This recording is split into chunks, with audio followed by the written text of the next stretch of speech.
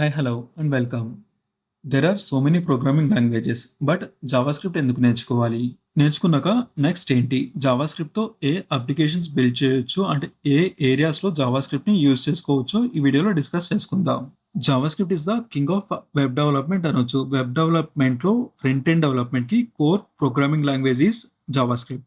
Front end డెవలపర్‌లా అవ్వాలనుకుంటే we must learn it. దీంతో పాటు హెచ్‌టీఎంఎల్, సీఎస్ఎస్ ఇవి కూడా రావాలి.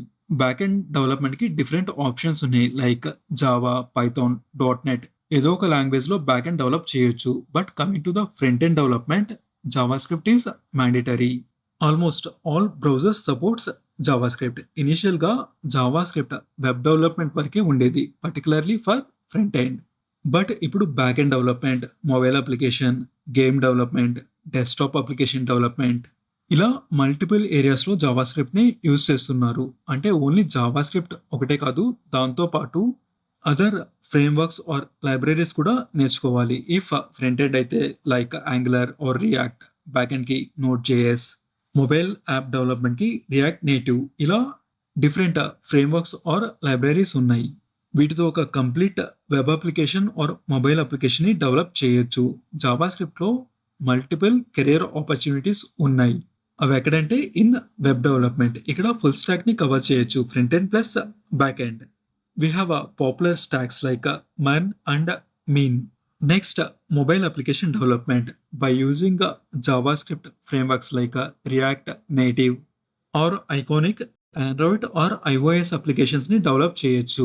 And for desktop applications electron అని ఒక ఫ్రేమ్వర్క్ ఉంది. దీంతో HTML, CSS and JavaScript use చేసి డెస్క్టాప్ అప్లికేషన్స్ ని బిల్డ్ చేయొచ్చు. సో జావాస్క్రిప్ట్ నేర్చుకుంటే ఇన్ని ఆప్షన్స్ ఉన్నాయి. And it has huge community support. ఏం ఇష్యూ వచ్చినా, ఎక్కడైనా స్టక్ అయినా స్టాక్ ఓవర్‌ఫ్లో, గిట్‌హబ్, యూట్యూబ్ ఇలాంటి ఫోరమ్స్‌లో సొల్యూషన్ దొరుకుతుంది. జావాస్క్రిప్ట్ నేర్చుకోవడానికి యూట్యూబ్, యుడెమీ ఇంకా వేరియస్ సోర్సెస్ ఉన్నాయి. ఆ కోర్సెస్ ఫాలో అయ్యి నేర్చుకోవచ్చు. బట్ ఆ కోర్సెస్‌లో ఏం కాన్సెప్ట్స్ కవర్ చేశారో, ఏ లెవెల్ ఆఫ్ ఎక్స్‌ప్లనేషన్ ఉంటుందో I'm not sure. But coming to our channel, మన ఛానల్‌లో అయితే జస్ట్ ఓన్లీ కాన్సెప్ట్స్ గురించే కాకుండా ఆ కాన్సెప్ట్స్ ఎందుకు అండ్ బిహైండ్ ద సీన్స్ అవి ఎలా వర్క్ అవుతాయి, ఇవన్నీ సింపుల్ అండ్ ఈజీగా అర్థమయ్యే వేలో వీడియోస్ క్రియేట్ చేయడం జరుగుతుంది. ఇఫ్ మీరు మన ఛానల్‌లో జావాస్క్రిప్ట్ నేర్చుకోవాలనుకుంటే, జావాస్క్రిప్ట్ నేర్చుకునే కంటే ముందు I highly recommend you to watch this video.